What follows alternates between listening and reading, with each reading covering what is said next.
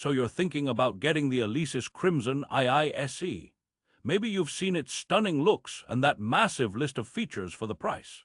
It's a kit that screams professional without the professional price tag, and that's exactly what I'm going to break down for you today. I've spent weeks testing every pad, every cymbal, every single sound in this box. But here's what surprised me. This isn't just a simple, good-for-the-money electronic drum set. Therefore, before you click buy, there are some critical make-or-break things you absolutely must know. For the best price, click the link in the description.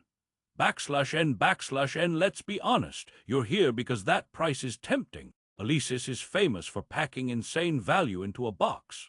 The Crimson II SE looks like a dream. A massive 10-inch dual-zone snare, 3 tom pads, 3 cymbals including a ride with bell triggering, and that gorgeous crimson red finish. On paper, it's a knockout. It promises a pro-level playing experience for a fraction of the cost. But if you're imagining you're getting the exact same feel as a $3,000 Roland kit, I need to stop you right there. Therefore, the real question isn't just, is it good? It's, is it good for you? And that's where things get interesting. /N//N, let's start with the absolute best part of this kit, the hardware and the pads themselves. Unboxing this thing feels like an event. The rack is substantial, made of heavy-gauge steel. It doesn't wobble like a cheap lawn chair. Setting it up is straightforward, though you'll want a drum key and some patience. The manual is about as exciting as reading a phone book, but once it's assembled, wow. It looks like $1 million. The pads are all mesh heads, and the snare is that beautiful 10-inch centerpiece. The feel is great. Adjustable tension means you can get a nice, responsive bounce. It's a world away from the hard rubber pads on budget kits. Playing on these is genuinely enjoyable. Therefore, if your primary concern is getting a realistic, playable feel without selling a kidney, the Crimson II SE delivers in spades. /N//N, now, let's talk about the elephant in the room. Or should I say, the module. This is where the butt gets really big. The module is the brain, and the Crimson II SE uses the same module as many other Alesis kits, the DM10 MKII. It has over 670 sounds, which sounds incredible. And some of them are. The acoustic drum kits can sound huge and punchy, especially through a good pair of headphones or an amp. However, and this is a massive however, the quality is wildly inconsistent. It's like a buffet where the prime rib is next to a plate of lukewarm chicken nuggets. You'll find a stunning, realistic rock kit, then switch to a jazz kit that sounds like you're hitting Tupperware. Navigating the module is also not intuitive. The small screen and button-based menu diving feels dated. Therefore, you are not paying for cutting-edge sound technology here. You're paying for the pads and the build. The module is a bonus, sometimes a frustrating one. /N//N, this leads us to the biggest secret of owning an electronic drum kit like this. You will almost certainly connect it to a computer. The built-in sounds are a starting point. But the asterisk real magic happens when you use a VST like EZ Drummer, Superior Drummer, or even free software. Plug the kit in via USB MIDI, and suddenly you're triggering studio-quality samples that sound indistinguishable from a recorded acoustic kit. The Crimson II SE excels as a MIDI controller. The pads transmit velocity data beautifully, the cymbal choking works, and the ride bell trigger is recognized. This transforms the kit from a sometimes great, sometimes meh instrument into a professional-grade recording tool. So a joke for you, what do you call a drummer without a VST? A module menu navigator. It's not great. Therefore, budget for a VST. It's not an extra. For serious playing, it's essential. View the Alesis module as a backup brain for quick practice.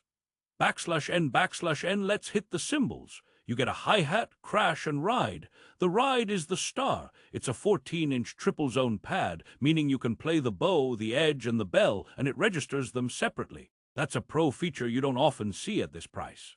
The hi-hat is a standalone pad on a foot controller, not a fancy VH10 style setup. It works, but the transition from open to closed can feel a bit abrupt, like switching between two states rather than a smooth sweep. It's functional, not fantastic. The crash is fine. They all feel decent. They're rubber, not mesh, so the stick rebound is different. But here's a crucial tip. The default sensitivity might need tweaking. I found myself having to hit the ride bell pretty hard to get it to trigger consistently. A quick dive into the module settings menu, bring your Explorer hat fixed that. Therefore, the cymbals are good with one standout feature, but they require some setup love to truly shine. \n, what about just playing, practicing? This is where the kit's value truly solidifies. The feel is 90% of the way to a premium experience. You can practice for hours without driving your neighbors, family, or cat insane. You can play along to songs via the aux-in or record your sessions. The kit is quiet enough for an apartment, though the kick drum tower thumps asterisk. A rug or a tennis ball platform is highly recommended. Otherwise, your downstairs neighbor will think you're doing a very irregular, rhythmic workout. Joke number 2, my downstairs neighbor asked if I was training for a marathon by kicking my wall every night. I said no, I'm just practicing my double bass pedal. We're not friends anymore. Therefore, consider noise isolation for the kick a mandatory accessory, not an optional one. \n. Now, let's get into the nitty-gritty, the things you won't find in the glossy marketing. Durability. Alesis kits have a mixed reputation here. The pads and rack on the Crimson II SE feel robust. However, the cabling is where some cost-cutting appears. The cables are thin. You need to be gentle when plugging and unplugging, and you must manage them carefully on the rack. I've seen reports of connection issues stemming from loose cable ends. It's not a deal-breaker, but it's a reminder that this is a mid-tier kit. You get what you pay for in the components you don't immediately see. Therefore, treat this kit with respect. It's not a tank, it's a well-dressed athlete that needs proper care. \n, is it for beginners? Absolutely yes, but with a caveat. The learning curve isn't in playing it, but in asterisk setting it up and tailoring it. A complete newbie might be overwhelmed by the module menus to dial in the perfect sensitivity, but once set, it's a phenomenal tool to learn on. The playability is there. Is it for gigging musicians? Maybe, with caution. It breaks down fairly easily, but those cables and the plastic components on the module give me pause for regular hauling. It's more of a home studio and practice kit, which, let's be real, is what 95% of buyers need. So, joke 3, I tried to convince my band it was road ready. They took one look at the module and said it looked more road to perdition ready. We're using my old kit for gigs. \n, let's compare it for a second.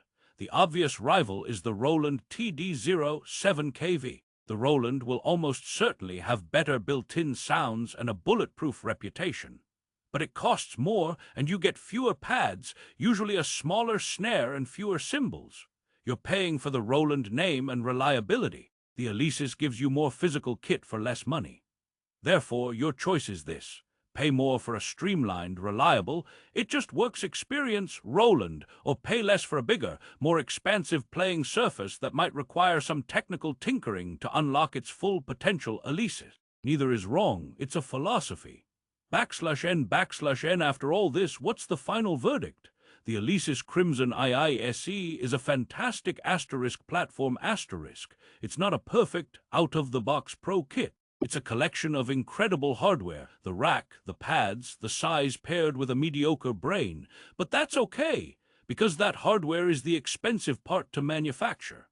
The brain you can upgrade with software for a few $100s. This kit's true purpose is to be the best value asterisk drumming surface asterisk on the market.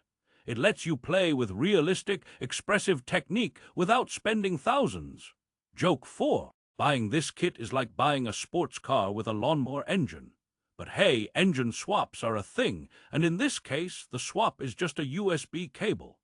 Therefore, if you are willing to see the module as a temporary brain and are excited about using computer software, this kit is an insane bargain. If you want to plug, play, and never touch a setting, look elsewhere and spend more. \n, so, should you buy the Alesis Crimson II SE? Here's my resolution. Buy it if you prioritize pad size and feel above all else. You are comfortable with, or eager to learn, using drum VST software on a computer.